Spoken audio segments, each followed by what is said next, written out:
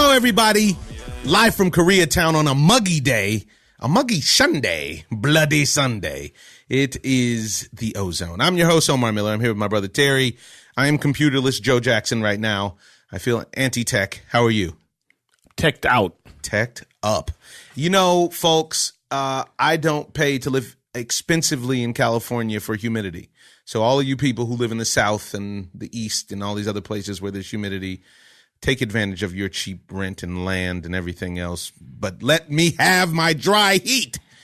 It's right? We played a baseball game today, and they said it was going to be, what, the humidity's supposed to be gone, and I couldn't even breathe out there. It's down now. It's down now. But during the day, yeah, that didn't help your game. Didn't help my game. But what kind of fantasy did you give in your game is what I want to know. You don't get anything for defense. Oh, you had nice D today. Nice D. I struggle with the wood. Nice D, child. Nice D. But you haven't played. I haven't played in a month. That's how it goes. Yeah. It's hard to play against people who are playing consistently when you know, that's the recipe. 1 for 4 with your wood. But then struck out, so gave you one. Nowadays, who cares? Yeah, that's true. Strikeouts are A-OK.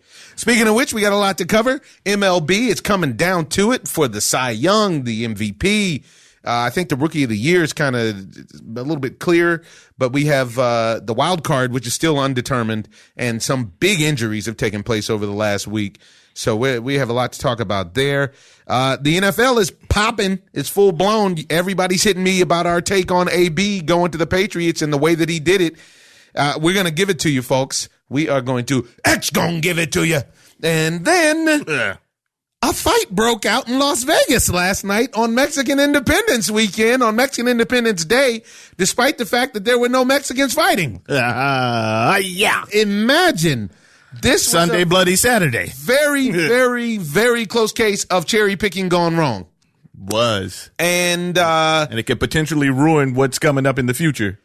For Tyson Fury. But he, well, yeah, you're right, potentially. And I'm lying. There were Mexicans fighting because the homie Jaime Munguia was fighting last night as well. But that wasn't the card I was talking about. Liar. In Los Angeles, it was not in the desert. But let's start out there with the heavyweight match that really I didn't expect much from. Nobody had heard of Otto Wallin. It was very interesting because everybody was calling him Otto Wallin until the fight started. And all of a sudden you found out his name was Otto Wallin because he's from Sweden. And Otto came to fight. Otto was not playing. Otto had a little bit of the baby Buster Douglas going because his father passed away before the fight, and he wasn't there for games.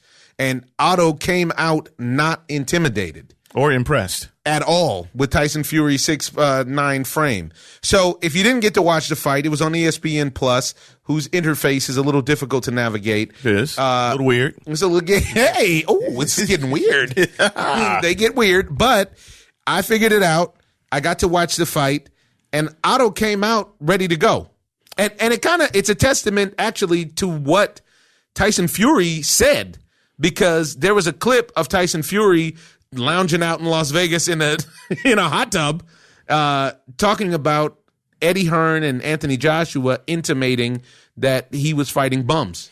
But he was, though, because Wallin is not a bum, but he's a sparring partner. So he sparred with most of the heavyweights in the division. High-end guys. But the thing of it is that you know that he just picked him because he thought he was going to have a cakewalk. It wasn't a thing where he went out there and thought he was going to have a real fight like he ended up in last night. Well, he signed that big deal. He got a $100 million deal, and he's got to fill out the fights for that deal. You're saying that's contingent upon him filling out certain fights for the deal, right? I do believe, but also it's just a matter of Top Rank needing a heavyweight and ESPN Plus needing a heavyweight, and he's their guy. They've put that's their horse in the race because DAZN has Anthony Joshua, Showtime and PBC have Andy Ruiz Jr. and Deontay Wilder. And Bob Arum was kind of left out in the cold on the heavyweight hunt as far as somebody with a name. They signed Tyson Fury to big money, and now he's got a certain number of fights that he has to fight. And I also think it's a testament to them feeling like Tyson Fury versus Deontay Wilder 2 could be towards the end of both of those guys' careers because they're trying to stretch that as far as they could. Neither one of them fighting each other directly after probably the fight of the year that they had last December. Now, let's get back to what happened last night in the desert. So, very interestingly enough, but you know what? Let's play the clip. Don't be jail, be ream, innit? That's all I got to say, Eddie and Anthony Joshua, they've got doing their own careers and their own jobs. Why should they be bothered about mine? who I'm fighting or who I'm not fighting, what has it to do with them? Absolutely nothing. And they can be critical, they can do what they want. It's like that on me. Water off a champ's arm. You know, I'm sure they'd love to be here headlining in Vegas, because last time I heard, a certain person got chinned when he came to America, so I'm lucky for some. Don't be Joe, be Reem. Don't be Joe, be Reem. Just be happy for me. You know, because only 18 months ago, I was in an absolutely terrible place, about to commit suicide. So if that's not inspirational to people, or for some idiot like Eddie Hearn to go on and try and talk negative about me, you know, I think I've done quite a lot for people, so they've got no need to speak negative. If I fight Fred Flintstone, what is it to do with Eddie Hearn? Don't be Joe, be Reem. He can fight Fred Flintstone without any shoes on. I'll take Fred Flintstone. Would you? He's a caveman. Yeah. He's savage. And what we saw in the fight is that Tyson Fury has no interest in a rough fight. And this dude made it rough. Oh, man. It was a grimy fight. The only thing that he didn't have was the finishing. He wasn't polished enough to know how to finish him off, because besides rubbing his glove. You're talking about Otto Wallin. Yes, but you're missing, for people who didn't watch the fight, and I'm sure a lot of people did not watch the fight. Otto Wallin came out very strong, and he came out not impressed with Tyson Fury's feints or his style of boxing whatsoever, and he went for broke, and I appreciated that. And the fourth round, was it? Yes, fourth or fifth round. The fourth of no. He was already cut up in the fifth. Okay, it was either the third or the fourth round. Otto Wallin connected on a left hook straight to Tyson Fury's right eye, and it busted open like a grape. Like he had razor blades in his glove. I mean, seriously, they might want to test that, but it was a sharp punch. Uh-huh. And Tyson Fury does a lot of dodging punches by leaning into them. Mm-hmm. And his, I'm very impressed with his hand speed, his foot speed, and his defense. Normally, this time he got caught. Initially, now this is a situation where replay actually worked out right, because initially they deemed it from a headbutt, and then the athletic commission went back and they actually watched the replay and they saw that's just from a clean punch. And if it was from a headbutt, it would have come from Tyson Fury, because Tyson Fury was leading with his head for most of the night. Right, but regardless of whoever it were to come from, it was a different situation if it's a headbutt than if it is from Otto Wallin, because what we come to find and what boxing aficionados know, if it's ruled from a punch and then the fight is stopped because the cut is too bad, the person who threw the punch gets a technical knockout.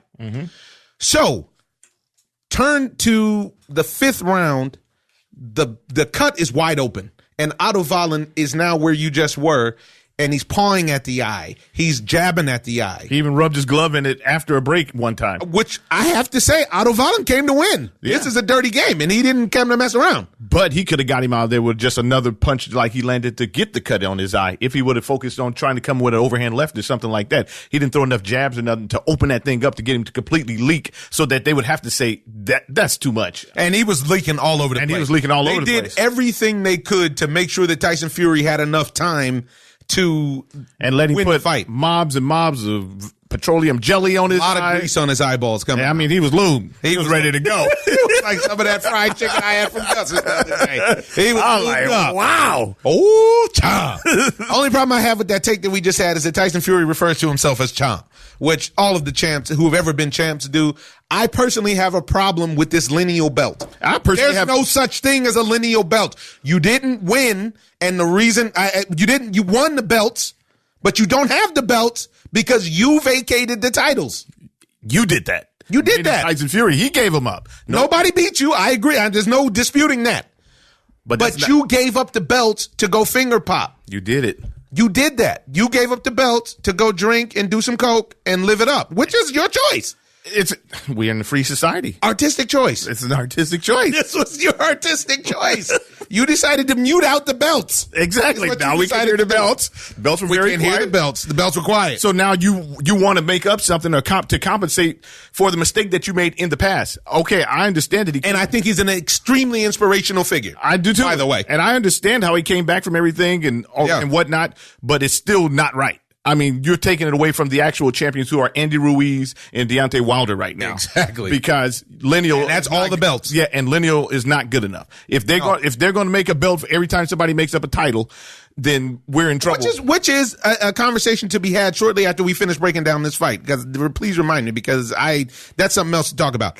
So, the lineal champion, whatever that means, because you could actually say Otto Wallin was a lineal champion because he'd never been beat. He just had never had a belt. And the problem with the lineal thing as well is that I want to go back on to is that everybody's accepting it like it's okay. Yeah. But this just goes to show how much the public gets hurted, because the sheep of the public, it doesn't matter. Everybody needs something to be sold to them. Mm-hmm. And the networks know that. So the reason they pump a guy up is because they give him a title or a status. In this situation, Tyson Fury has the title and the status of the lineal champion. So that's supposed to make you feel a certain way that he's never been beat. Right. Well, there's a lot of guys who have never been beat. Now, granted, Tyson Fury beat the man while the man was the man, and that man was Vladimir Klitschko, and he won all the belts pretty much. Right. And then he decided to go finger pop and do what he decided to do. He's now made it his way back, and one of the things that I felt like this fight was, and the last fight was, and the two fights that he had before the Wilder fight was situations for him to get into better shape. I've lost 80 pounds before in a short period. And you would think that you would become more athletic. But in real life, your way that your body works, it takes a little while for your body to reconnect. It's a weird thing that happens. And the athleticism that you have is at the weight that you've been at. And he was 400 pounds. Now he's back to 260, 265. That's a big difference. And I think his coordination, his body is still coming all the way back together. Clearly, he can turn it on, and he had it because he had it for the Wilder fight. But I feel like if his weight had been settled during that Wilder fight, he might have been able to get him out of there. I thought that he could have got him out there anyway. He just didn't turn it up. That wasn't his. That wasn't his call. That wasn't the plan. Yeah, his coaches told him to lay off. So in this fight, one thing that I saw that was impressive and unimpressive from Tyson Fury is Tyson Fury realized he was in a fight. He showed major heart because he decided, he could tell that cut was not right, even though he didn't need a mirror to tell. He kept wincing and grabbing it and with his glove pawing at it himself. Yeah. And then he realized that he's a big man. And so suddenly he realized that he's 6'9", 260. And he started dropping bombs. Oh my goodness. I didn't know Tyson Fury had that in him. I don't agree with you though, because we talked about it after the fight. I don't feel like he had anything in him because he's a dude at 6'9" that's 260 pounds or 265 pounds.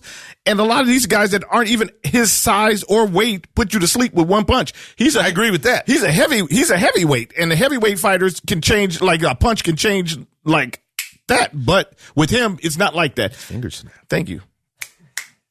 But the acclamation of punches, he needs the acclamation of punches or outpoint you. And that's a problem for him against some of the guys that can hit hard. Because last night, if he was in there with a more skilled or a refined fighter, then he would have got put to sleep probably. Well, here's the thing. What I was impressed by was Tyson Fury imposed himself on Otto Wallin after the eye cut. And you saw him leaning on him, laying on him. Man, Otto Wallin is very apt to have some head damage after that. I think he's going to need a while to recover from that. He took 179 blows from a giant. From a giant? Don't get it twisted. If you see Tyson Fury in the streets, you would be impressed. He is a giant. Like he's in an NFL or NBA. He's a big, big dude.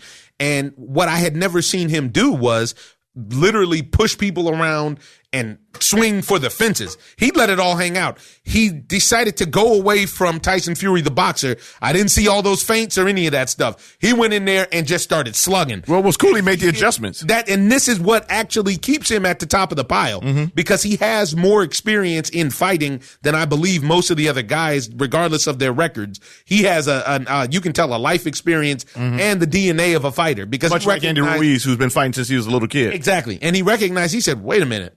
This fight is about to get stopped, and I won't even be the lineal champ anymore. Right. And I got to go out here and dominate, because if I even get in trouble with my eye busted open like this, they could actually stop the fight. But if he was fighting anybody else, or if it was the glove would have been on the other hand, rather, they would have stopped the fight. Because if Otto Wallin's eye was like that, they would have stopped the fight. Because this dude was in jeopardy of losing his vision, losing his eye. This is what I thought. Yeah. I thought he was in jeopardy of losing his eye, and we have somebody to speak about it that we're going to call shortly. We're going to have a big Dr.D. coming on. And my point is, Otto Wallin from round, say, 5 or 6 to round 11 was just trying to hang on. Right. And he was getting beat up. He was spent. And that was his problem. He didn't have enough stamina, and also he didn't have championship experience to know how to close the fight out. Right. His trainer did a great job, and his trainer was very honest and said, yeah, I'm keeping an eye on him because he can't just keep taking punishment like this, because he was getting punished. In the 12th round, Otto Wallin found that big left again. He was like, hey, I got it. And froze Tyson Fury. In the middle of the ring, Tyson Fury just froze and was bent down. Deer in headlights. Get him out of there. One thing that Otto Wallin did not know how to do, and it was terrible to watch, but it's cool because I do want to see the rematch between Fury and Wilder. One of the things he couldn't do, he kept circling away from Tyson Fury's right eye. Right. What are you doing? You're supposed to live there. You're supposed to live there for rounds. I don't think, and this is something that the older heavyweights, when you watch a lot of heavyweights, Larry Holmes specifically. Are you crazy? Larry Holmes would have had him leaking all in the They would have had to stop. He would have lost his eye. He would have lost his eye. Or Larry Holmes would have had that jab so deep in that eye, literally, he might have thrown 200 jabs a round at that point. Literally at the eye. Just at his eye. Nothing. I got nothing else. If you can't see, that's your problem. That's you should have quit. That's too bad. Yeah. That's too bad. Your eyeball's actually on the floor. Wow. My problem with it is that they don't care enough about the fighters to say, even his corner, I'm not going to say that they don't care about him, but they didn't care enough to me thinking about the big payday to say, hey man, maybe we need to stop this fight, because I never felt like they felt that they were thinking, let's stop this fight. His corner, Tyson Fury's corner never wanted to stop the fight. They never wanted to stop the fight, but this guy could end up losing his vision from the way that it looked. Well, and Tyson Fury again showed his championship heart. His championship heart and his veteran status, because there was a point when the ring doctor came over and looked at it, he said, ooh, just opened up pretty bad there, huh, mate? and Tyson Fury responded, he didn't say anything for a second. If you go back and watch it, he froze. And he said, I'm good, I can see, let's do it. And he just jumped right in. Like, and the translation of that is, yes, I'm willing to lose my eye. Right? Let's go. Because I got to get this dude out of here. And that's old school. And he started dropping bombs. Now, he went crazy. He went crazy. But there is no disputing the fact that anybody else that is in the heavyweight division in the top, say, 4 or 5 guys, Ortiz, Wilder, we know what time it is with Deontay Wilder, with Bomb Squad! Wilder, Ortiz, Andy Ruiz Jr., or Anthony Joshua. There is nobody that can stand up to 180 punches from those guys in one fight and finish the fight. No. It's just not possible. Those guys. You're not going to do it. I would even throw Joseph Parker in there. Dominic Brazil? Who is Dominic Brazil? Dominic Brazil's the outside right now. But we're talking about Dominic Brazil can't even throw 180 punches. Yeah, but he's so out of shape. He's got thump. You know what I'm saying? And that kind of thump. I'm talking about the top guys. I'm so disgusted by Dominic Brazil. I can see that. Don't even talk to me about him. But do we have Dr. D? What's up, guys? You tell us what is going on. By any chance, did you happen to see this vicious fight last night and this cut that the 6'9" giant took? That I wanted to know if he's in danger of losing that eye. No. One, look at his forehead. He's that's the thickest part in the human body. He's lucky. An inch below that, he could hit the eye socket, which then could have caused like a rupture of the muscle tear to go into the pieces of bone. Like you remember, guy used to play right field for the Miami Marlins, now plays for the Yankees. Had the same kind of injury, but it was more on the cheek. Oh, yeah. Like an impact fracture. Sure did, from a baseball, from a 96-mile-an-hour baseball to the face. Yeah, Mike Stanton, yeah. So, yeah, I watched part of it because you called me. But, I was the doctor for the World Boxing and Hall of Fame and all that kind of stuff. And right there is a perfect place to hit because it's so thick. It's the thickest part of the brain. And there's really not a lot of nerves there. And the only thing is you have 1 or 2 little veins and arteries above the eyebrow. So they hit him once below, which is going to make it swell. And they hit him with that other one where it went up and split almost down to the skull, it looks like. But it's not going to cause him a concussion or have any long-term side effects. The problem is that you see all the scar tissue around his eyebrows from all the fights. It's going to be slow to heal. So I wasn't in there when they stitched him, but you want to do with that kind of an injury, you have to do what's called subdermal, with dissolving threads to get it to heal deep first, and then do an interrupted suture the rest of the way. But yeah, and he's looking probably in 3 months he could probably fight again without any major issues. But He should speed it up. If he knows anybody that does, some PRP or something like that, even just hypertonic saline, about 5 to 6%, actually will sclerose some of that down a little faster, so it heals real quick. And the saline will increase the blood supply in that area. But I think he's going to be fine. But in that situation, Doc, is it apt, because we've seen this with boxers a lot, is it apt then to bust open more easily? Or does that have to do with how he's treated right after the fight? Like I said, about 3 months. You can get a mucous membrane like in your mouth and stuff to heal within a few days. But when it's in that thick part of the brain, the skull in the front part, and off to the lateral near what's called the zygoma, where the arch of the sinuses in there, there's really not a lot. It's way too high to get him to get blood into his sinuses or into his nose. And it's high enough to avoid most of the neurological stuff with your smell and taste. And the facial nerves, they're going to be fine. But it's just, he's got to treat it right. You want to get it as healthy as you can. And my theory not theory, but I've been doing it for 40 years. With acute injuries in high school, college, or pro sports, I'll use a little bit of growth hormone, maybe 2-3 units on there twice a week, and it'll heal 2-3 times faster. Yeah, it's against the rules to use the HGH though in boxing, so they probably can't do that. They can. The reason that all the pro sports don't like it is because 90% of those guys get it in the gym. It's hard to control. Mm-hmm. And I've done it with some athletes that are pro and amateur, and write a letter to their commission, NCAA, U.S. Olympic team, or to the NFL or World Boxing, and just say, this is the injury, this is how much you're going to use, the frequency, and it'll be done in, 3 to 4 weeks. And I've never had them say no. Wow. But they usually do it. Usually it's really funny because growth hormone doesn't last that long in your body. But I've gotten notes from all the professional, committees, and it says, okay, we won't test their blood for another 3 months. Well, if they get tested a week later, it'll be fine. So, but I said, great. Wow. And that's the problem is these guys, you guys have played sports. Problem is you work out so much in baseball, like 6 to 10 games a week. Mm-hmm. Takes 18 to 20 hours for all your different hormones and stuff to start correcting for the injury, which means by the time you go out and fight again, you're probably 20 to 50% deficient. So it doesn't make you improve performance. It just makes you heal faster. So, but I think he's going to be fine. The only thing you got to watch is not where he could have an orbital fracture.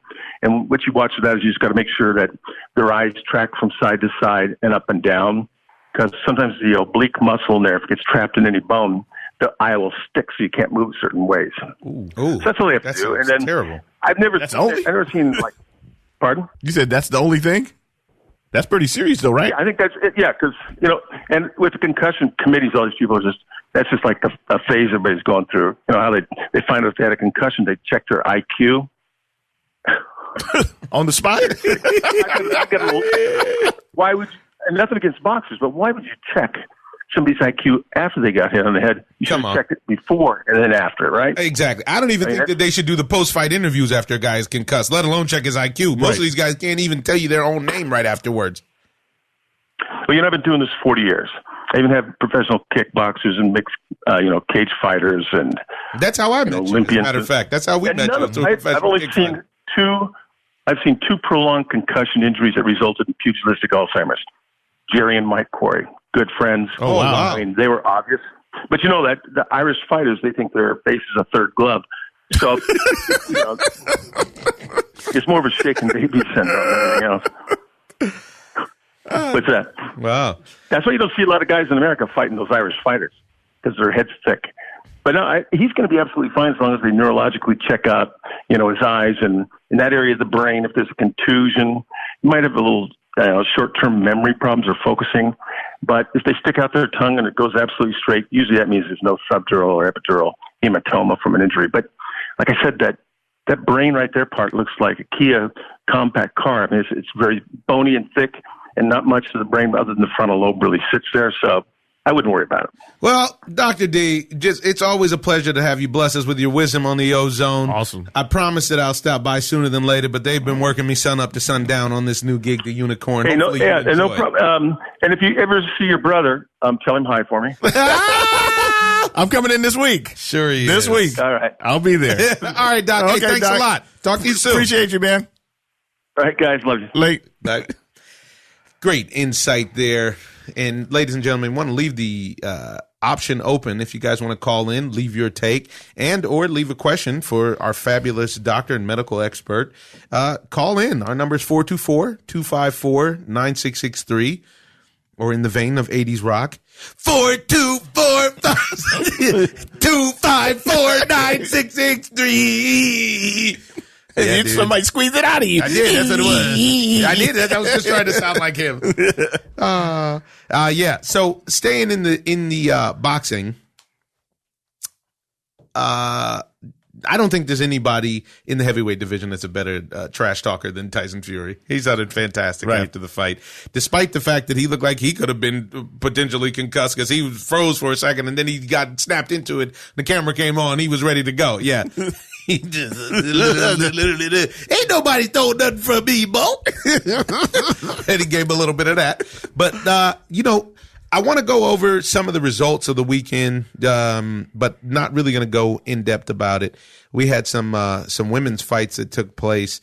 Franchon Cruz Dezern beat up on Margine on a fight that she took in 2 days, which is, what can you do? It's very hard to beat anybody if you just catch them on 2 days without being able to train.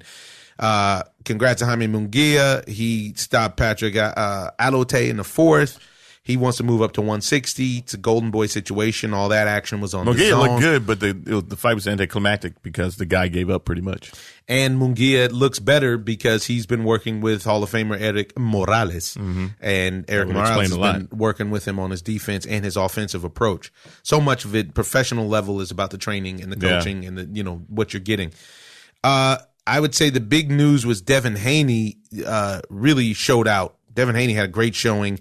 And after the fight, he had a message. He said, my next fight that I want, and I've been saying it, is Vasily Lomachenko. But now I'm going to call him Nomachenko because he doesn't want to fight me. So potentially Lomachenko has a fight on his hands at 135 if he wants it.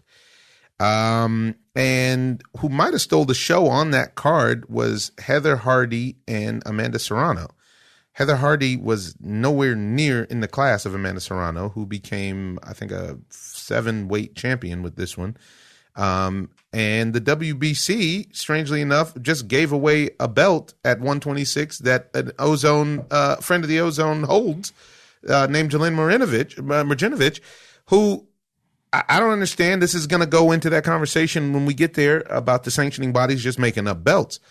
But what I want to talk about is the drama at Golden Boy Promotions, because Golden Boy president Eric Gomez came out before the fight and before the card on Saturday night in Carson, because there's been a lot of trash talk leading up to the fight that was supposed to happen between Ryan Garcia and Sparrow.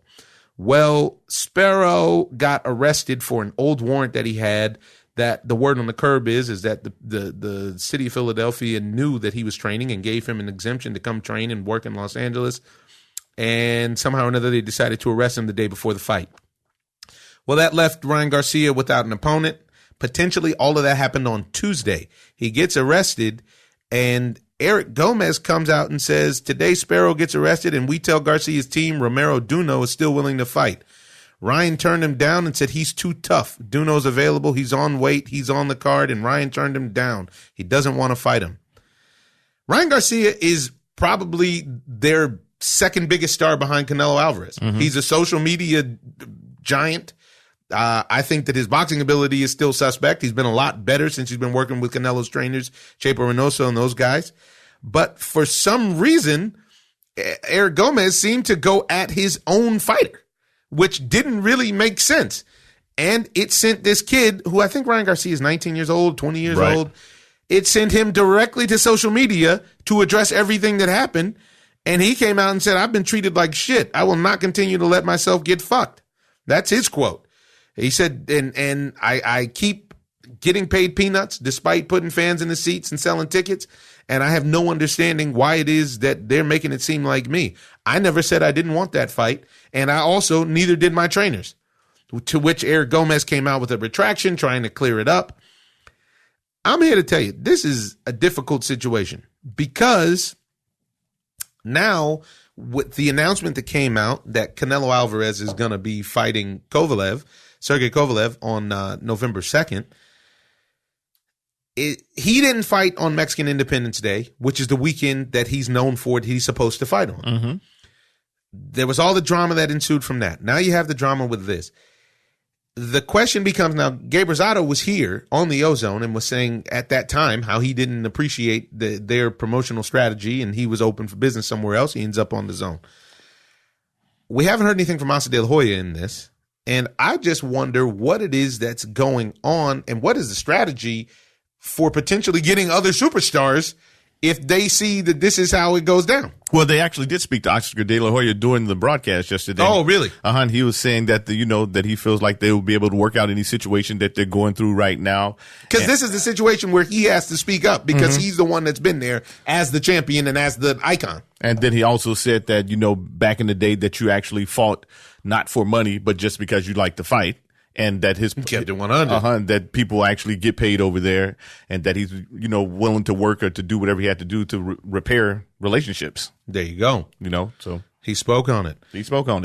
And I mean, back in the day, people did definitely fought for the love. For the money, but because there wasn't any. But at the same time, fighting a guy on 2 days' notice is a tough call for anybody. Yeah, and then you take a chance on getting work. You take a chance on getting work when you really, every time you step in the ring, you take a chance on getting work. Right. But you take a chance on getting work for a guy you didn't prepare for. Right. And there's 2 days, that's a bigger chance. Fight him. What? Who is it? Yeah. So that was a bizarre scenario. I was really surprised to see how that played out over social media. It just goes to show where boxing is now. It's not just boxing; it's the society. The world. It's the world. We all handle our businesses hiding behind our phones or whatever, which is wild. Instead of having a phone call or having a conversation in person and ironing things out, because I send text messages all the time that get lost in translation because you're swiping. My swipe is off a little bit right now too. Yeah. And then if you're swiping and it's a word gets mixed in there that shouldn't or something, now we have a whole conversation that's went left. Yep, because it's about how they perceive it. Right. It's not necessarily how you intended it. Well, you can just jump on the horn or actually on Sam Horn. Yeah, just speak to somebody in person, which I know is hard now for the youngsters, but actually have a conversation. Yeah. A lot of them are skilled, are trained to have a conversation. Yeah. So they get to hide behind that. Just as I feel exactly what you just said. They hide behind the phones. Now, let's finish off the boxing segment with this piece about all of these sanctioning bodies with all these belts. It seems like the heavyweight division is the only body or the only weight class that doesn't have multiple belts inside of the division. Right. The heavyweights and the cruiserweights. But besides that, there's so many different belts. You're talking about Canelo Alvarez is now taking a fight against Sergey Kovalev. Sergey Kovalev, realistically, in my opinion, now Canelo, I don't think is scared to fight anybody. No, not personally. And he wants to fight. And he wants to be a long-lasting icon. Yeah, he wants to be a primetime fighter. Forever, though. Yes. Not just he wants you to think Canelo Alvarez and think champion. Yeah. And so he's trying to pick up, exactly, and he's trying to pick up a belt in another weight class. My thing is, if you really want the belt, and this is the problem I have with all these sanctioning bodies with all these different belts, if you really want to be the champ at 175, why fight the oldest champ with the one who's been through many awards, and really that last fight could have been his last fight against Anthony Yard. Yes. I don't think Sergey Kovalev poses anywhere near the threat to Canelo Alvarez that this young bull Bivol does or any of the other champs at that division do. Well, I think that the biggest thing that they're trying to bank on is that Kovalev is bigger than he is and he might catch him with one punch. Which is also possible. I've seen Canelo Alvarez got a crazy chin. He's got a crazy chin. I've seen him take Gennady Golovkin's best punch, and that's saying a lot. Yeah. And several of them. Right. And Gennady's actually done damage to Kovalev. Yeah. So, yeah, but these bodies, man, how many belts are there at 54? How many belts are there at 47? How many belts are there?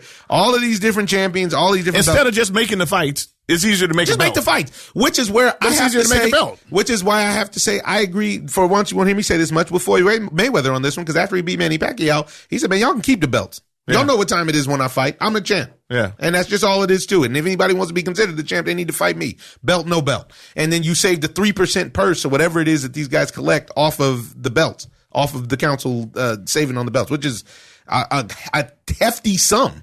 It is. It's big money. That's big money you're talking about.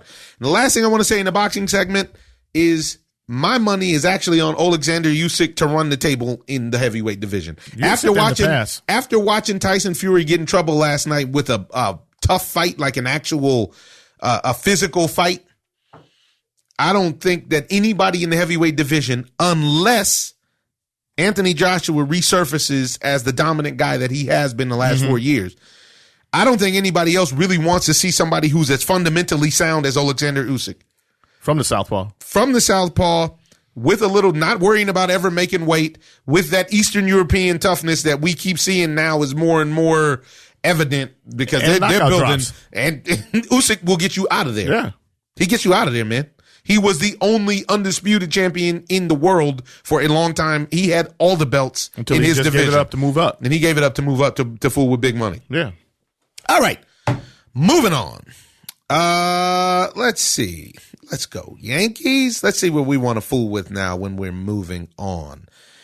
So let's talk about football now that we're here. You said you had a lot of people hit you about AB. A lot of people hit me about the Antonio Brown saga. They know that me and the Raiders are going through a divorce, but they also know that I don't. Man, it's not final yet. We're working out alimony, and you know how it goes. This thing is lingering, and you know how it is. We got together a couple times on the side.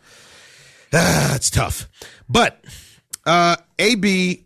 Since the last time we spoke to you guys, AB maneuvered his way out of Oakland with help of social media firms and so on and so forth, figured out how to get out of his contract, signed a deal with the Patriots, which apparently was where he wanted to go in the first place, was embraced by New England and Tom Brady, then accused by his former trainer of rape on 3 occasions, and still showed up in Miami today, embraced by the New England Patriots, and promptly balled out. Got him a touch. Got him a tug. Got him what? He just wanted the team tempted to touch.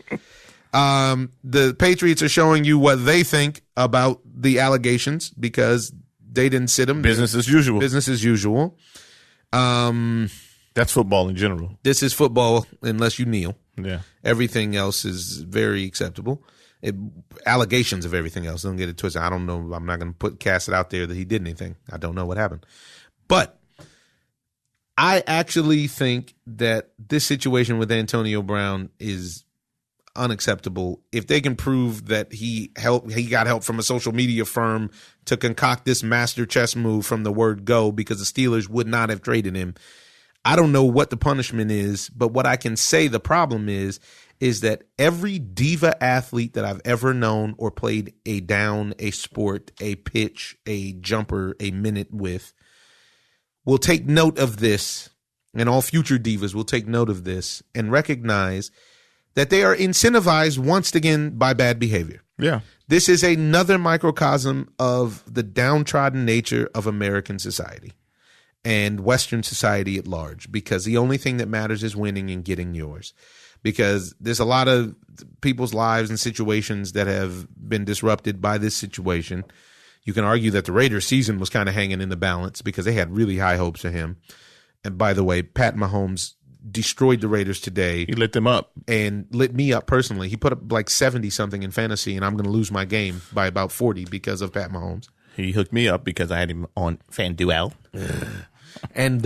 And once again, though, we're seeing it. We're seeing what we always see, which is as long as you win in American society, nothing else matters. If you're good at what you do, you can cry and complain and cheat and lie and steal and still come out on top.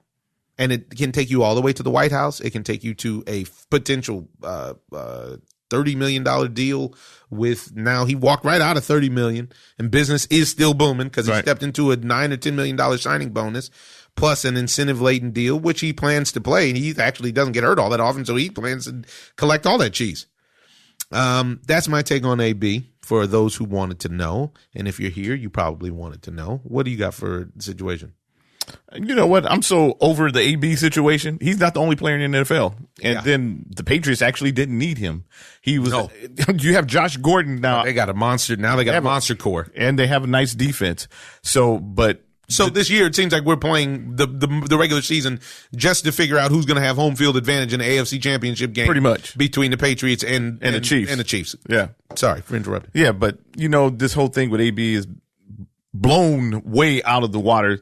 It's more focus put on AB than the actual NFL now. And the NFL has to get out of this whole thing where they're standing for something. Every time you look at them, it's a black eye. It's always something negative. How can you ever celebrate anything positive from the NFL? When's the last time you ever heard anything positive from the NFL? It's been a couple of years now.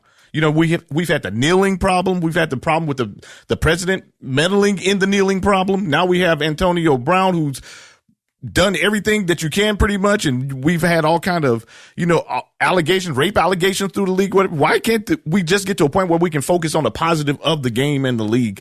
And if it's not going to bring anything positive, then everybody probably should start looking other ways, other places. You know what I'm saying? Because it's ugly. Like you said, people are being rewarded for bad behavior.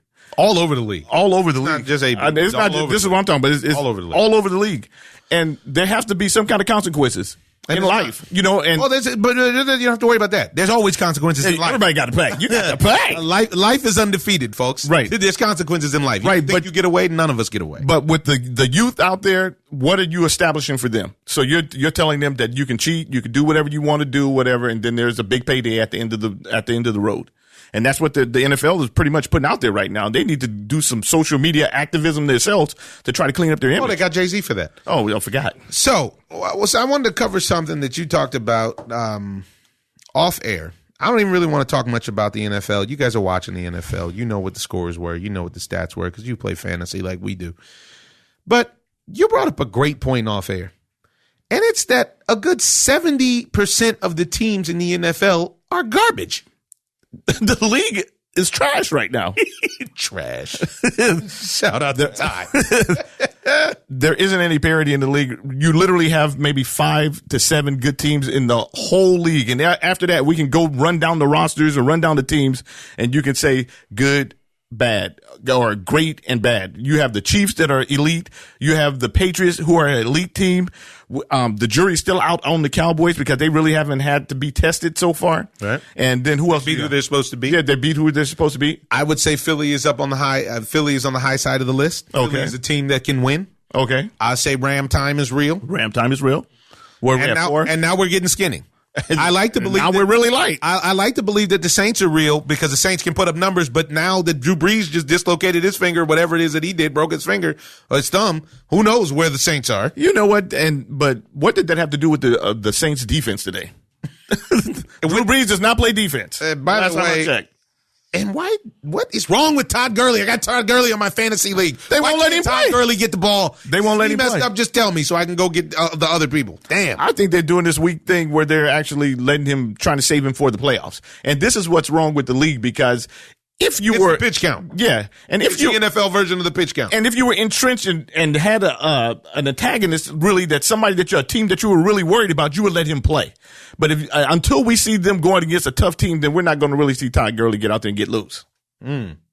So you're saying a no-go on the Saints. I have one more team that I would say is elite. Russell Wilson and the Seattle Seahawks. Oh, terrible. I don't know about that. Oh, come on, man. They snuck out a dub against, who was that today? Pittsburgh. Pittsburgh's terrible. Pittsburgh is terrible, but Russell Wilson is elite. But we're talking about the team. We're not talking about the players. But we're talking about the team. We're not talking about the win. He can't do that when it comes to a good team. We're gonna say they barely beat Cincinnati last week. Now they barely beat the Pittsburgh Steelers. The schedules. You can also say that the San Francisco 49ers are good. Now this is being lenient, and we've come up with being nice. I don't believe in. We're coming up with 6 or 7 teams. The Ravens are nice. The Ravens are nice. The Ravens are nice. The Ravens are real. Lamar Jackson is real. Yeah. And after that, I'm literally looking at the teams. That's it. We're finished. Denver's trash. Chicago's trash. Green Bay is low-key trash. Green Bay has a better defense, but Aaron Rodgers is really not, getting it done really right. Well, he looked good in the first half. Second half, he got shut down. Yeah. Minnesota's suspect. Yep. Carolina's trash. Atlanta's trash. Miami's trash. Jacksonville Jaguars have a tremendous defense. I mean, they hold you to 13 points. I need to win the game if I hold the team to 13 points. Why don't you tell them how you really feel? Trash. Tampa Bay Bucks, garbage. You know why Tampa and the Houston Texans, trash. The terrible thing about the Jags were they could have won the game. Chargers, trash. Indianapolis, garbage. Detroit Lions, freaky dancing. LA, a freaky dancing. Atlanta, a freaky dancing. Cincinnati, a freaky dancing. All those teams are garbage. All of them. The New York Giants, garbage. New York Jets. How about Tennessee? Garbage. Titans, bums. Buffalo, don't talk to me. Wow. Garbage. Yeah. So what are we paying for? I talked to the people at the Rams. They want like a $25,000 thing now. You know, they do this thing where you buy your seat, but you don't buy the tickets to the seat. You buy the rights to the seat at these new stadiums. Oh, wow. Yeah, that's a new thing. And I talked to them when they opened that Levi Stadium in Santa Clara because I was thinking about doing it for the 49ers. So then when you own the seat, you have first dibs on everything. Right. So when the concert comes, when the Olympics come, I remember when that World Cup comes, dance, yeah. you know, and that's what they're doing at this eighth wonder of the world at this new SoFi. It's an auction situation. So that you pay $25,000 to $50,000 for access to the seat, and then you have first dibs to buy the tickets for whatever event that is that's happening. Now this thing is going to be a real marvel, so it may actually be worth the investment. Right. And from what I was told, the whole thing is based on Jack Nicholson. Really? Because Jack Nicholson made floor-side seats so expensive to the Lakers, the actual seat that Jack Nicholson sits in, the tickets to the game may be $2,500 a seat, $5,000 a seat, whatever the number is. Jack Nicholson could sell you the rights to his seat to sit in Jack's seats if he wanted to for $5 or $10 million. Wow. Yeah. So now what they're doing is they're basically usurping the middleman and saying, no, we're going to sell you the rights to the seat. You do whatever you want to with it after that. So basically, if you don't have big cheese, we can't use you. Well played. Yeah, I mean, I'm pretty impressed by it's pretty smart, actually. Because if you think about it, the NFL's only got 8 home games. What are they going to do? What can you do? Yeah. So whatever. That's football for you. And you know what? We're going to play a little segment right now from our rest of our conversation with Dr. D about Rob Gronkowski and his statements about CTE. Now, you see the retired New England Patriot tight end, arguably the greatest tight end ever, Rob Gronkowski, has been in the news lately because he's been championing cannabis as his post-playing part of his post-playing routine. Because he's been in this, you know, he got concussed so many times and so on and so forth. He says by his own estimate, he thinks he's had about 20 concussions, and he's been dealing with someone where he feels like he's fixed his CTE and his potential for CTE because of all the damage from the concussions. Give me like a 2-minute take on that. Right there, you know your answer. 1, he remembers he got hit 22 times. That's good memory. Because I don't even know how many bar fights and how many times I've been hit in the head, but... You know, I don't think I have a concussion, though I do sometimes end up in the wrong house.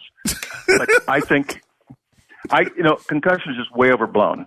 You know, they do an EEG, which I've never seen it more accurate than 10% of the time. And then the IQ test, you know, I think they should do IQs on any kid in sports starting grade school, high school, college, and then pro. And that way they can see if there's any kind of decline. Now, your question was about CBD or marijuana.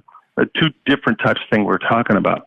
But I'm not against really quick. Let me add this little caveat, because he also said that he was doing a series of neurological exercises that his doctor and his therapist had him doing for his brain to help his brain heal up. So it's not only CBD and marijuana. He also mentioned some brain exercises. Actually right, and those are called cross-crawl patterns. It's like you watch the Nazis when they march. You'll see one time they're goose stepping with the right arm, right leg. The next time you see them, right arm, left leg. So it alternates both sides, which then refines your ability to balance and rapid eye coordination. So that really helps cross-crawl. Then there's a TMS machine that looks like an Esther Williams swimming cap. There's 4 electrodes on it, and they're using it all over the country now. It just got legal last year to reboot the brain, kind of. And I've seen it in PTSD work within 1 to 2 weeks, concussion syndromes, just about as quick. So those are the 2 things I would do. I mean, there's also, you know, tyrosine, tryptophan, you know, GABA, a bunch of other stuff you can take to help improve the chances. And there's a bean called Mucuna, which is the velvet bean from the rainforest, that is pretty much all natural L-dopamine. So get your dopamine checked, serotonin levels, and adjust it to what your needs are.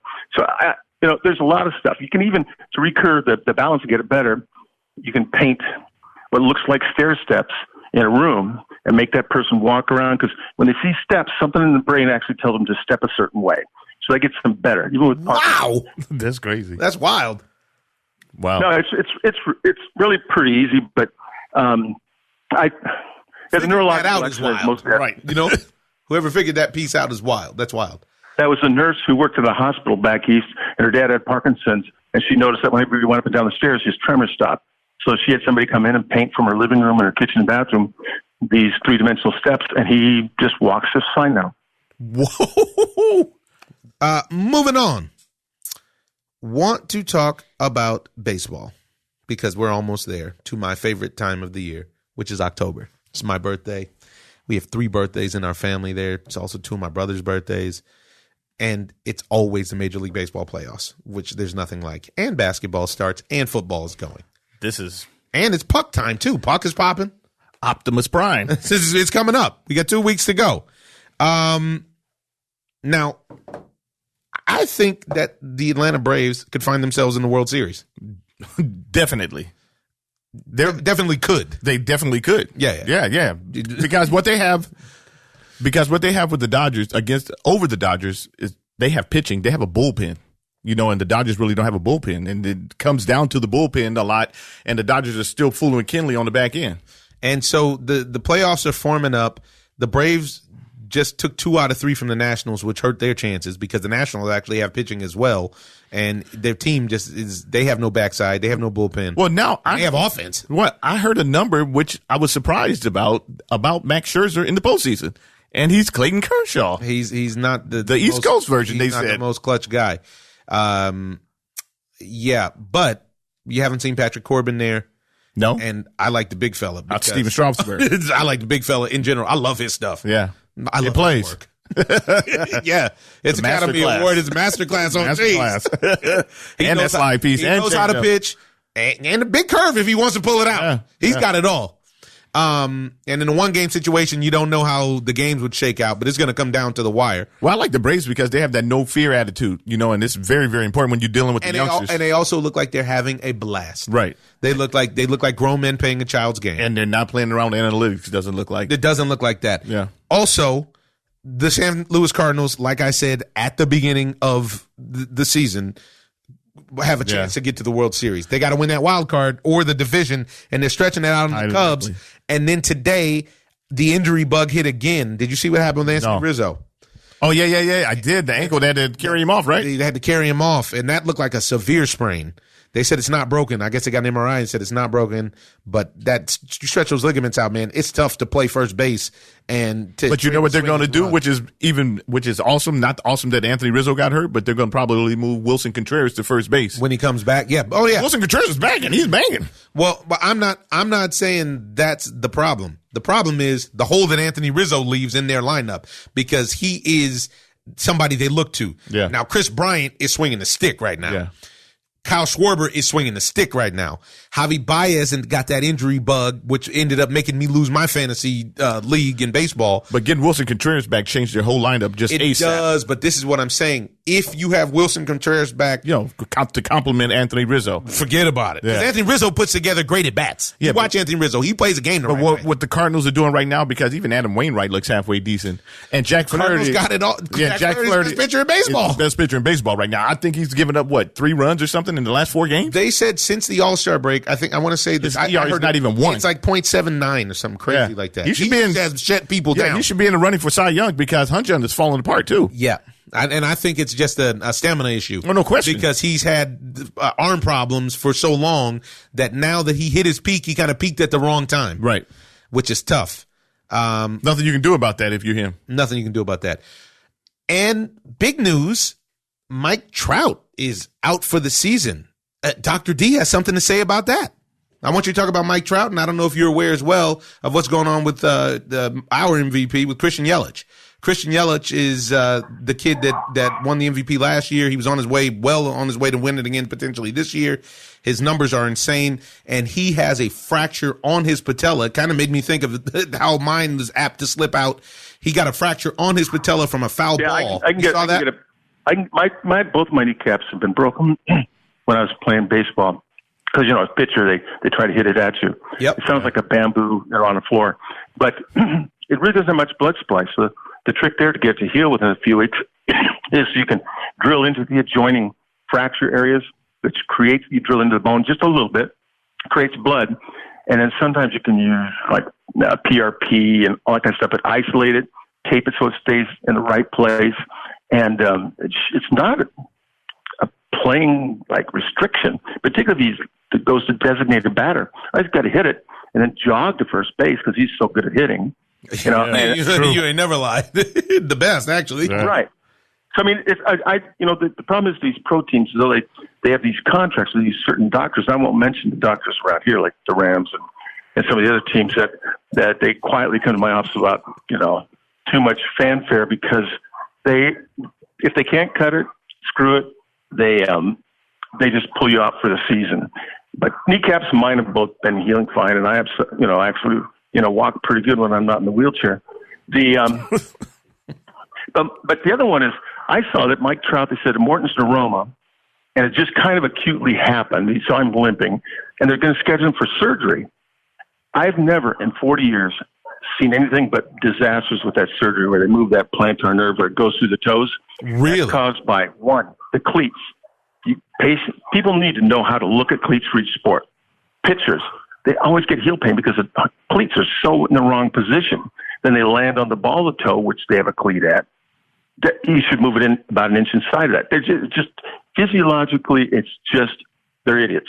So what he did is somehow he dropped his arch across underneath his toes. That compresses the heads of the toes, or the metatarsals, where the nerves perforate through there to get to the skin and the muscles on the top of the foot. So I have never seen one take more than 2 weeks to heal when they come to my office. It's just too freaking easy. But when they go in there and cut it, you know, it hurts the capsule of the toe, which then gets adhesive capsulitis or scarring. Then the toe stays stiff, and it's like Tommy John. You know, once you've had it done, it's like you have to do it forever. And so the Mortons, if they do surgery, it can screw it up. I even tried to call the Angels hotline and tell them, you know, you give me 10 days with Mike Trout, and he'll start playing. So wow, and potentially save $430 million. Yeah, I mean, why wouldn't you try something that's kind of conservative? You know, where it reduces that's pressure, a big raises investment. up the arc. Yeah. So I mean, there's always different ways to do it with a cold light laser, which helps it heal because it increases circulation at a certain depth. Then there's a couple of little simple shots, like less than a quarter of a cc. You know, I do Prolo and stuff. On that area, you raise up the sodium a little bit and a little bit more Marcaine for the pain. But by the time they walk out of the office, I've never in 40 years seen somebody when they walk out say, "Oh, it still hurts." It stops in about 3 to 4 minutes after you do it. Yeah. So, yeah, and it's also probably could be a muscle called the anterior tibialis, which you guys know when you run, if your foot flaps, we used to all call it shin splints. But when the anterior tibialis, which is the reins on a horse, when the foot comes down, that muscle is supposed to slow it down so it doesn't impact hard. So when it impacts hard because that muscle is weak, which is really easy exercise, in 2 weeks you can make that muscle twice as strong. Anyway, so the foot slaps the ground, and that arch drops down like a spring, and then sometimes it just doesn't come back. So you can fix that. It's really a piece of cake. Well, we got information there on Mike Trout's injury and Christian Yelich. It's crazy, right? It's wild. This is wild stuff that we're talking about here. Wild stuff. Nobody wants to see the Oakland A's right now. No. The American League, we really don't know what's going to happen. But we know that Dave Dombrowski is unemployed. Again. A year after winning the World Series in arguably the most dominant season that we've seen. I can't remember a team that was just dominant from pillar to post like the Red Sox were. The Houston Astros a couple years ago in 2017 were. They weren't that. They went 7 games with the Dodgers. They weren't as dominant. You know what I'm saying? And I'm talking about from the beginning of the season to the end of the season. That's what I'm saying. The Houston Astros were the most dominant team. They started in first and they ended in first. The problem with Dave Dombrowski is that he didn't go out and get any pitching, and he can't do that. And he let his closer go. Yeah, and you can't do that. He let his closer go and never replaced him. And the pitching that he did have on the backside, which was Joe Kelly more or less, and Matt Barnes, got rid of. Yeah. He got rid of these guys. Yeah. So what were you planning on doing? And they don't like to go to the farm. Now Boston is used to winning. Yeah. Boston is title town. Beantown has won more titles in this century than any other city. Wow. So as far as I can tell, Bruins got them one. Boston has like the Red Sox got like 5 over the Yankees. I'm talking about the city. Oh, over New York. Okay, over the city, over any city you can name in the United States. Boston has won NBA championships. Mm-hmm. They've won Major League Baseball championships, plural. Forget about the NFL. Yeah, they snuck him in some hockey. Snuck some puck in. True story. This is a serious problem. I do believe they got one in hockey. That could be talking crazy, but I think they got one. I think the Bruins got them one. I think they got one.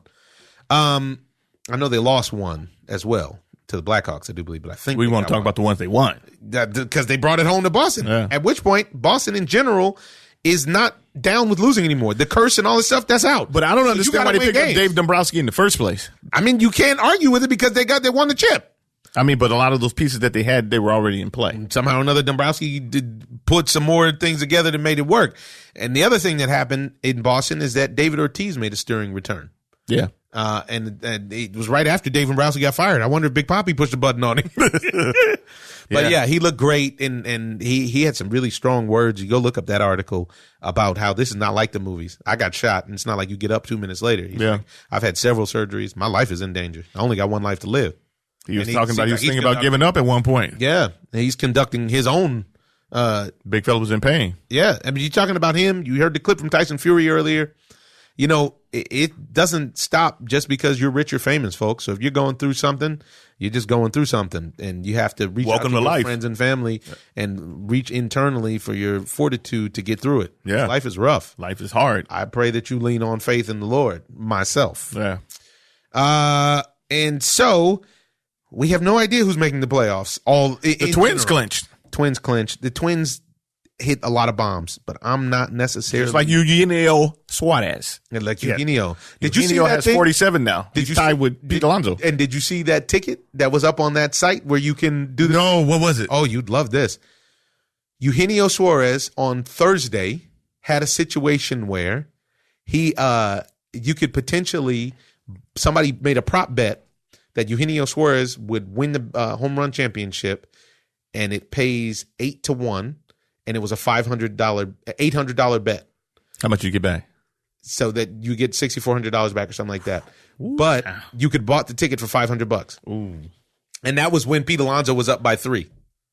I think Pete's still gonna get him. You think Pete's gonna get hot and get it done? I don't know. Guys going deep. I tell you that. Although the Reds play in the Homer Dome, right? Another thing that I want to cover in college football, we're going to give you a college football segment on its own this week coming up, folks. But because of the timing, it didn't work out. If you didn't know, I've been working on a show called The Unicorn. It takes up a lot of my time. But Tim Tebow said something that got people all riled up, and I'm very interested to hear your take on it. I feel like I have a little credibility and knowledge about this because when I was at the University of Florida, I think my jersey was one of the top selling jerseys around the world. It was like Kobe, LeBron, and then I was right behind them, and I didn't make $1 from it. But nor did I want to, because I knew going into college what it was all about. I knew going to Florida, my dream school, where I wanted to go, the passion for it, and if I could support my team, support my college, support my university, that's what it's all about. But now we're changing it from us, from my university, from being an alumni where I care, which makes college football and college sports special, to then, okay, it's not about us, it's not about we, it's just about me. And yes, I know we live in a selfish culture where it's all about us, but we're just adding and piling it onto that, where it changes what's special about college football. We turn it into the NFL, where who has the most money, that's where you go. That's why people are more passionate about college sports than they are about NFL. That's why the stadiums are bigger in college than they are in the NFL, because it's about your team. It's about your university. It's about where my family wanted to go. It's about where my grandfather had a dream of seeing Florida win an SEC championship. And you're taking that away so that young kids can earn $1. And that's just not where I feel like college football needs to go. That's fair, man. First of all, with Tim Tebow, what he's saying, what he's talking about in a lot of these places where they don't even have professional teams, that's where you get a lot of college, people going into the stands and filling up those seats in college sports. Not to say that, if they had a professional team there, it would make a big, big difference as far as college football, whatever. But he's losing focus because he actually, I don't want to say he's an elite he was an elite guy, but he's a guy who's pampered in a sense where he didn't ever have to worry about eating or anything like that. He knew he had a support system. Most of the guys go to college, they don't have a support system like he had. So if they sold his jersey, or if you're sitting around and you can't afford to eat at night because I have a scholarship, then you're in trouble, man. You're literally in trouble. You're out there trying to devise or figure out ways to survive while you're out there at college because you have a full ride because the school can't give you any money and nobody else can give you any money either. So for myself, I learned how to play dominoes and you figure out how to gamble a little bit here and there just so you can supplement your income because I can't get anything. I can't get a job. I can't do anything. So when Tim Tebow talks about all that, I mean, he's at a different place and a different level. So most of the guys that are in college need to have some kind of money coming in. First of all, I want to say I usually am a Tim Tebow supporter because I believe Tim Tebow was greatly discriminated upon because of his openness of his Christianity and his faith. I agree. And I supported him in the NFL. I supported him in his trying to chase his major league dream. I support him for standing up for his own faith. In this situation, I think Tim Tebow is totally and completely wrong. He's off the mark. And I also think that it's a situation where privilege is the word that you're looking for. Yeah, that's it. Thank you. Tim Tebow has lived a life that is completely different, clearly, than the majority of the college athletes, especially football players, but athletes in college that receive scholarships. The reason these schools do so well and have these insane endowments is because they're turning over millions and millions of dollars on the backs of these athletes, primarily guys that are from underprivileged societies, parts of society. So you're going to tell a guy, I'll give you an example. When I was in school, the guy that used to cut our hair was the point guard on the basketball team. It was $5 for a haircut.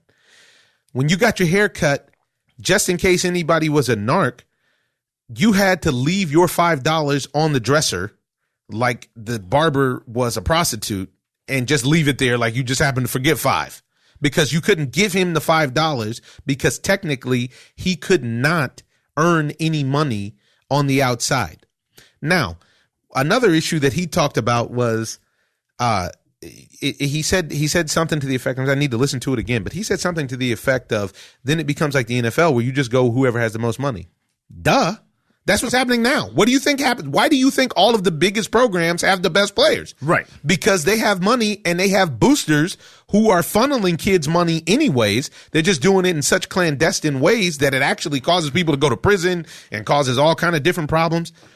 And one other piece that I want to add along to co-op what you're saying, I know guys and I knew guys in college that got into major trouble because they were doing some sort of a hustle that dibbled and dabbled with being illegal, and they lose their scholarship, which they were the hope of their family and so on and so forth, and they went back home or they went to jail and they disrupted their lives because they did not have any money to eat with themselves, or the people that they were trying to help support in their families didn't have any money and they were the oldest son or They were the whatever.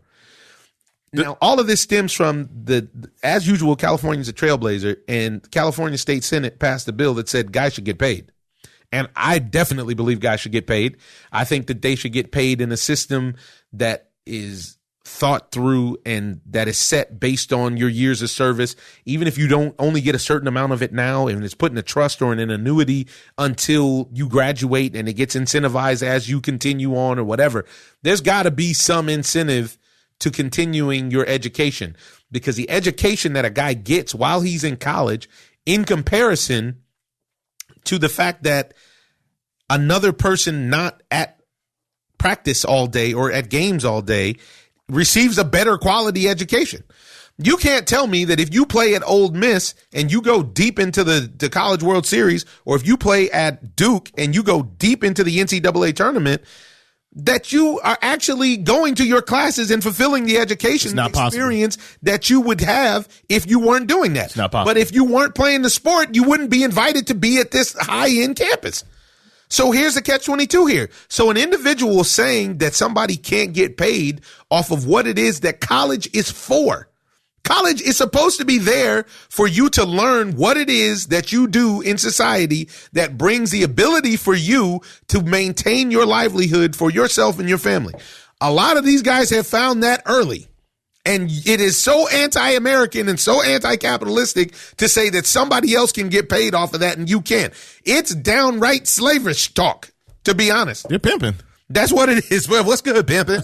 It's pimping. Big pimping. That's what it is. And they should figure out some kind of way to pay. They have to give them something. They should have to be able to give them something. Something. But the coaches can't give you anything. You can't get gas money. You can't get meal money. The coaches are making 7 figures a year, depending on what sport it is. And they write off your name forever. If you go to any of these colleges or whatever, I bet you'll see Marcus Allen's name up there. They write off their name forever. Forever. They're up there forever, and they're writing them. When you go on a recruiting trip, they'll say, hey, blah, blah, blah went here, or this person went here. And, but they got nothing while they were there, not supposedly. So, like you said, everything is clandestine in that situation.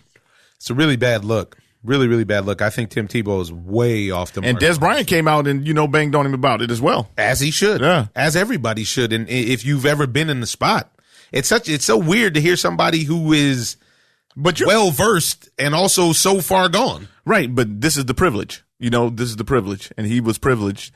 And he was a college quarterback, a big-time college quarterback. Big-time college quarterback. And so that he... At a big-time program. Big-time program. So we have a couple calls this week. Once again, folks, we want to invite you to call in. The number is 424-254-9663. That's 424-254-ZONE. And let's hear what the callers have to say. The Baltimore Ravens does not get a lot of press time. I don't care if they won the Super Bowl in 2012, I believe. They make these good moves. We got a great quarterback.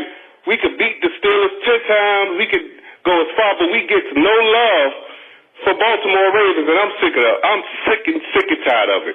Talk about Dallas Cowboys all day, Pittsburgh Steelers all day, then back to Dallas Cowboys again. I'm sick of it.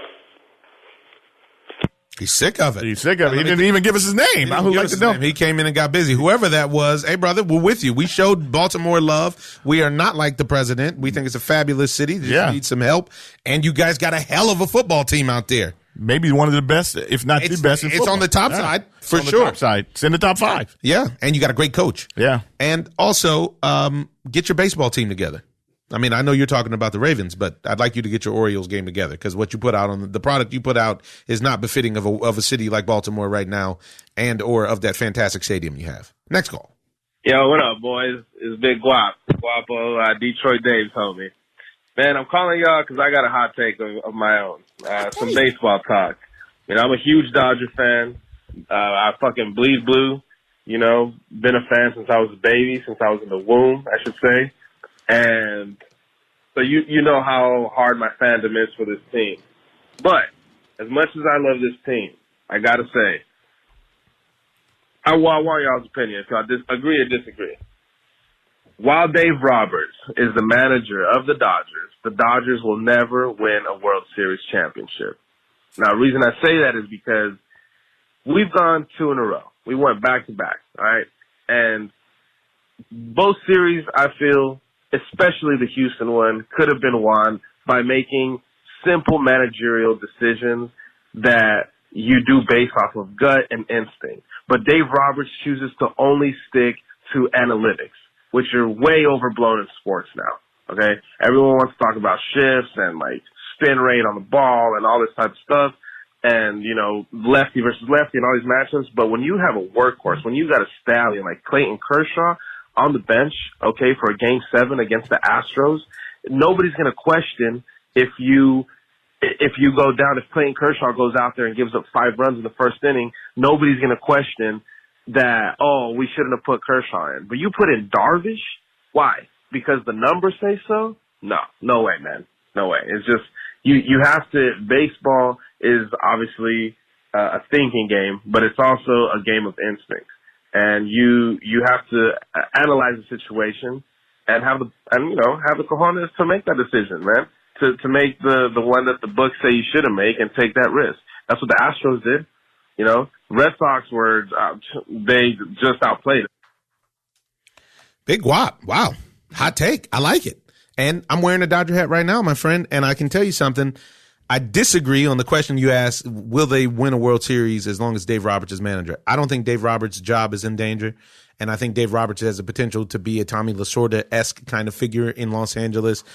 I do think that Dave Roberts is at the behest of other people who force him to make analytical decisions. To me, that's why his job is at stake, because he's the one that's going to have to take the fall for potentially once all the analytics don't pan out. Because which they don't. I'm like Guap. I completely agree, because Dave Roberts is the one who actually won the Red Sox a World Series by his gut instinct. He sure did. You know what I'm saying? So we can't blame that on him, because we have these guys sitting in the room, geeks, who are telling actual baseball players how to actually play the game. It doesn't work like that. Most of those stats come after the fact. You know what I'm saying? And they come from 163 game sample size, 162 game sample size, or maybe even more. That they've dissected into, what do you want to call them? But that they've dissected and expect to work in 5 and 7 series formats, right, which don't work. But with that, that's a great point, actually, because the other point is, with that, even if Dave Roberts decides to make a gut call and go against the analytics, if that call is coming from up top, his job is in danger of being taken away. That's a very and his job is in danger of being taken away anyway, because everybody's blaming him. So if Guap thinks that the whole city is blaming, just like that, because they think that he's in charge of something that he's actually not in charge of. So basically, he's a prop. And he's sitting out there, and he probably gets to make a few calls, but once it comes to the playoffs and everything else, they're probably calling him down there or sending him some papers or emails or text messages while he's sitting in the dugout and telling him, hey, lefty on lefty. If Dave, I believe in my heart that if Dave Roberts had to make a decision, if he can move Cody Bellinger up or down in that lineup, that he would do it. But with the situation that he's in now, I also think that if it was up to Dave Roberts to manage the team 100%, that they probably would have already got a World Series and or would get one in the near future. Right. He has tremendous baseball instincts. But now he's going to get blamed, and everybody thinks that he doesn't actually have the instincts that he actually has. Which he already showed in breaking the curse. Shown, yeah, exactly. So it's not his fault. I mean, I really don't want to put that on him. Yeah. And he can't pass up that cheese. What's he supposed to do? What can I do? What do you want from Dave? I'm running prop. But listen, prop 8. Yeah, great call. Thanks, Guap. You're welcome to call in anytime, man.